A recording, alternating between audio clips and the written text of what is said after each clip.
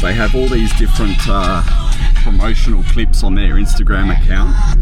A lot of it looks like it could be ladies stuff, but they're heavily promoting it. So it's going to be exciting today. The largest flea market in Paraguay. It's where all of the mum and dads and whoever has secondhand stuff for sale go, but it's only once a month. There are other markets I will take you to in Paraguay, but they are fixed site vendors and they're open Monday to Friday. So I've been contacting the woman who runs the market on Instagram, and she sent me to this address, which is a closed abandoned building. And then I wrote to her and I said, where is the market? I'm at an abandoned building. And she said, that's the wrong address. You wonder whether people do this deliberately to foreigners or if it's a genuine mistake, but how you can represent a market, be the contact person for an event, and then give out the wrong address. I don't think that mistake would be able to happen. Why you would deliberately do that to someone, I don't know either.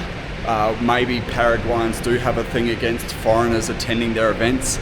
Maybe they don't want people coming in and supporting the local economy. I don't know. It might be my way of thinking, being a cynic. The one issue I will say that trying to find places in Paraguay is everything is in Spanish. You will not have anything done in English. So what I did was I wrote to the Instagram account that manages the event. When you book sites, you need to book through the Instagram. So I contacted them and I asked the address. They gave me the address to this abandoned building. I've just rocked up and obviously the market is not here. I had a mate try and translate the Spanish Instagram to English for me, and he said there's 2 addresses listed. This one is one of them and there is another. I booked another Uber and we will find where the market is and I'll show you. But now it is 5 minutes past 8, so I've missed the opening gate entrance where if you want to go to markets and get bargains, you need to be the first one there, right? So she might have thrown me off so that I don't scoop up any bargains as a competition to her potentially. I don't know what the reason that she gave me the wrong address is, but we'll get there eventually. On Instagram, you will see that they have a lot of updates on their account and they have 2 different websites listed. So eventually we'll get there, but just keep in mind if you are traveling to Paraguay, you really do need Spanish. It's the biggest hurdle that I've encountered. Lucky for ChatGPT, it does a lot of the translating for me because you just speak into it. And if I do that quickly, I go into ChatGPT, I say translate English to Spanish and vice versa. Ask where the flea market is on today, please. In Spanish, ¿dónde se lleva a cabo la feria hoy, por favor? In English, where is the flea market on today, please? So I get by with this. The problem is I try and speak Spanish when I'm ordering a coffee, but then they ask me another question. Because in the Spanish dialogue, one word might mean 10 different things. They don't have a big vocabulary, which makes it easier to learn the language. The problem is when you order a coffee, like I say, cafe latte, por favor, which is a latte coffee, please. They'll then ask me tall or small or milk or what type of coffee, because latte must have a few different options with or without milk, for example. So they ask more following questions, and I just don't have the answers. So then I got to go back and I just end up doing it in Spanish. The barrier is extremely difficult. When you travel to most foreign countries, there are people that can sort of speak some form of English in touristy spots where you might frequent cafes. So they have people with vocabulary that you can get by with. Here, you can't.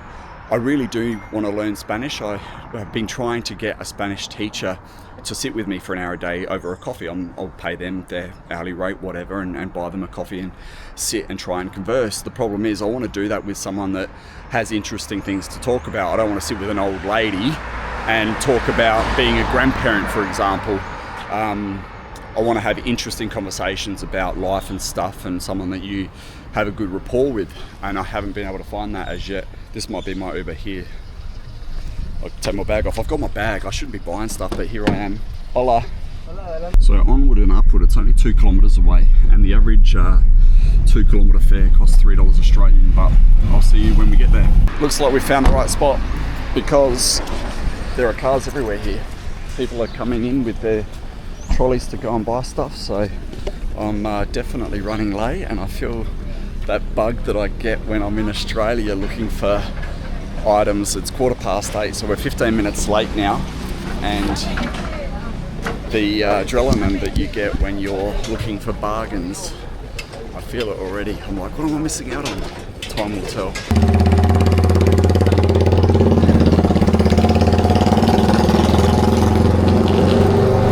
It actually looks like some of these people are coming in to set up at 8 o'clock, not necessarily that they're here to buy stuff, but they're actually coming to sell. So we'll have a look.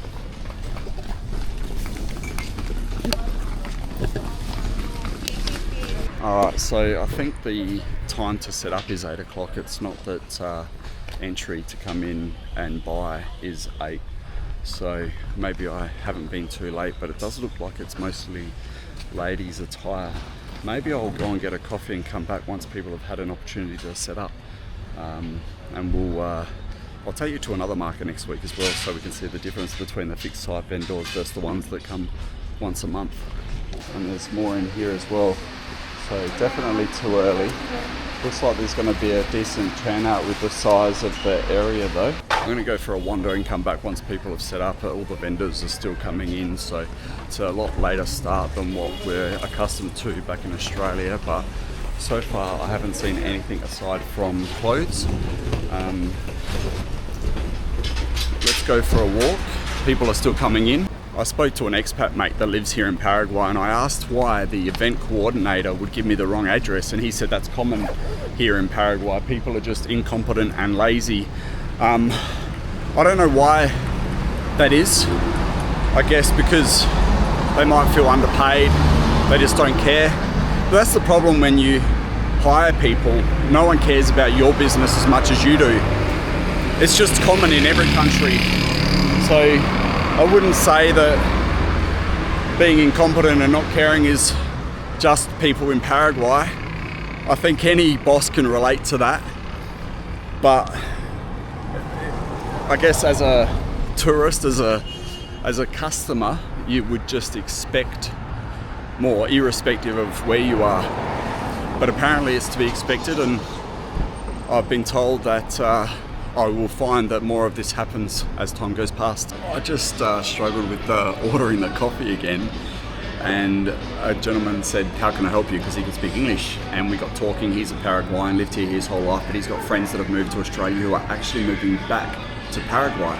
Coincidentally, I met another Paraguayan who moved to America when he was young, 11, and he came back here now at 26 to establish a company here in Paraguay, because a lot of people that have left thinking that the West would be a better quality of life for them have actually returned to their roots, because they realise that the West isn't necessarily a better life, so they're coming back here.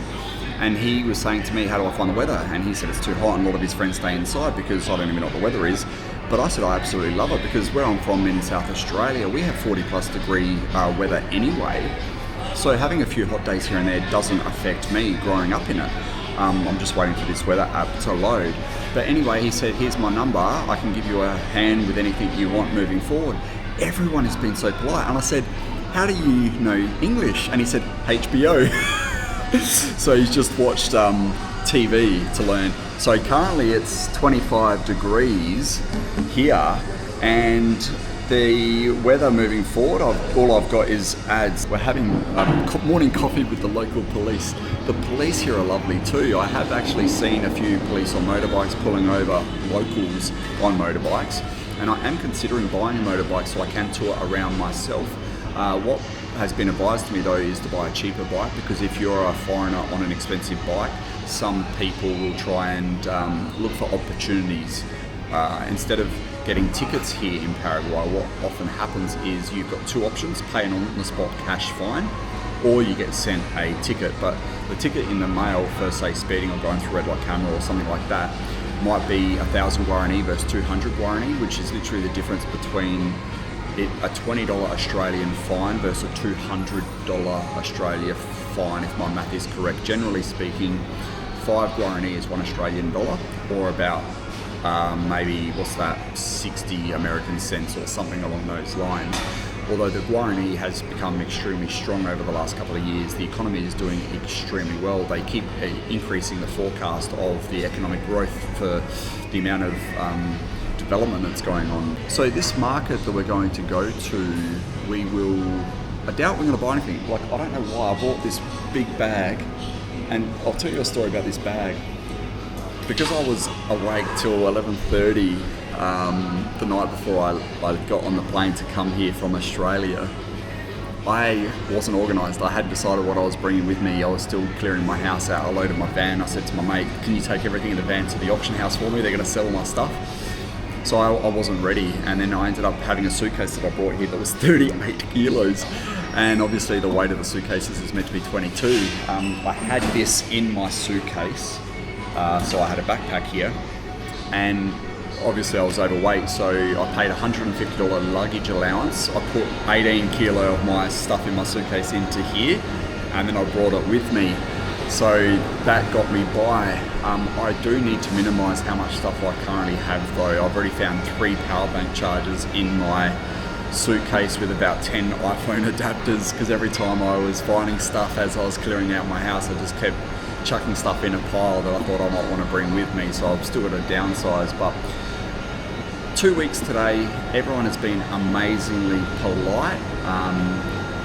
I've had an amazing experience thus far. It's 20 past 9 now, so this is an hour and 20 minutes after it opened, and people are still coming in as sellers. They're bringing box lots of all sorts of clothing and shoes, and hopefully there's some collectibles, but we will find out as time goes past, and I'll show you through.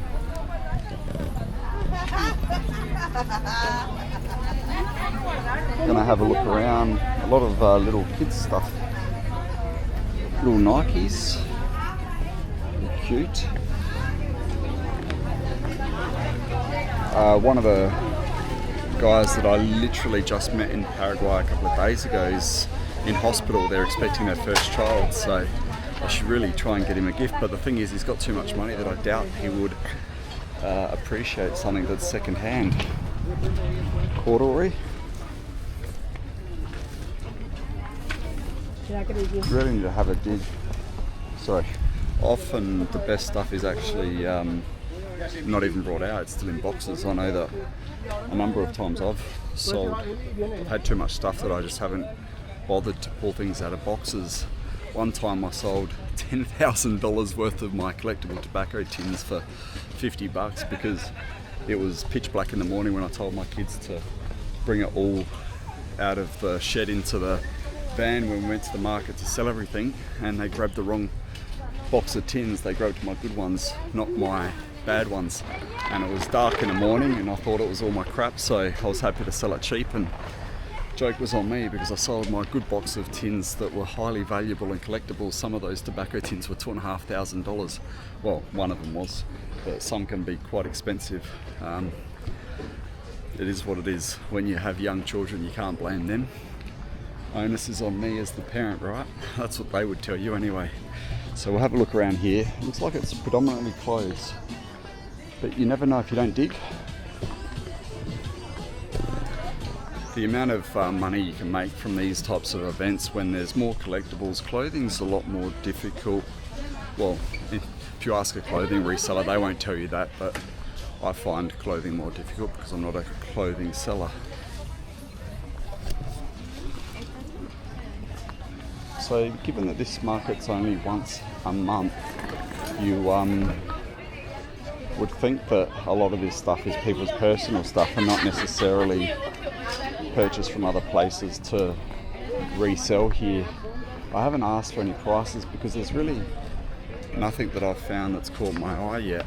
I'm not into clothing all that much, as you can see by my dress sense. It has got a lot busier since we were here last. I don't really see any buyers though. There's more sellers than there is buyers.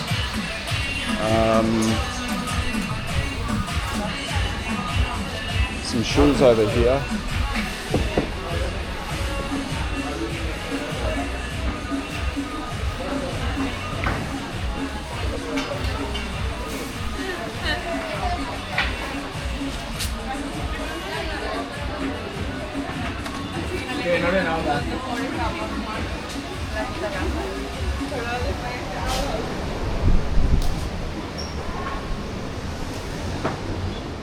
Yeah, probably not really my type of market. You're probably going to be better off getting a Spanish woman coming to this event and making a video for you guys who can converse and talk about different things and how much items are here, because given that I don't speak Spanish and predominantly most of this is ladies' clothing, I don't particularly want to pick up a woman's garment and then try and use ChatGPT to ask her price to put it on video to not actually be interested in buying something anyway. It's going to be a bit, I feel like it's rude to sort of put someone on video to ask a price to not end up buying anything anyway just for the sake of a video. So a bit of a failed video unfortunately on this attempt for a flea market for you guys, but I will take you to another market in the future where they do have stuff aside from predominantly ladies' clothing. So if you haven't, subscribe, like the video, comment below what you want to see moving forward. Good to have you here, and I'll catch you guys in the next one.